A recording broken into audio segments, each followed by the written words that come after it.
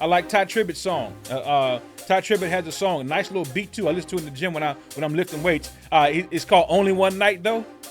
Yeah, you could cry, but only one night though. You could be mad, but only one night though. Right? You could be upset, but only one night. Tomorrow's a new day. In fact, there's a Bible scripture that hinges on this. It says, weeping may endure for a night, but you got to wake up and look for some joy in the morning time. So after you process and acknowledge that loss, what new and exciting SMART goals are you setting for yourself? And we know that SMART simply is the acronym for specific goals, specific, measurable, achievable, relevant, and time-bound goals. What action plans are we putting in place, once again, to say to ourselves? I know another gentleman who put all of his eggs, as they say back in the day, he put all of his eggs in one basket. He, depending on this one stream, this one job, and that job folded. And he said to himself, man, I'm going to put myself in position, set some new goals for me and my family. So if ever I were to lose another job, I've got some things in place I can fall back on. Third thing that you've got to do if you want to turn losses into successes, you've got to learn how to leverage support networks. See, oftentimes you forget and you neglect the fact that you've got a community of people, and one community is called the Growth Squad. We're here. But you got to leverage your support networks, connect with supportive individuals who have always been in your corner. Sometimes you got to say to yourself, I've got to eat some, as they say, humble pie. And tap in. Sometimes when I'm going through a loss, I've got to connect with people that I know have my back, that I know have my best interest at heart, and could sometimes help me move forward. Sometimes these individuals can help me reposition myself to get a better job, to get better income, to put myself in a new light, to attract new business, or whatever the case might be. I got to leverage my support networks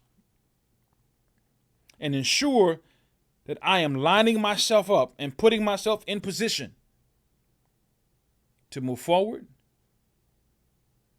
to go and to move even higher, and to experience, check this out, new success in your life. So am I saying we should minimize loss? No.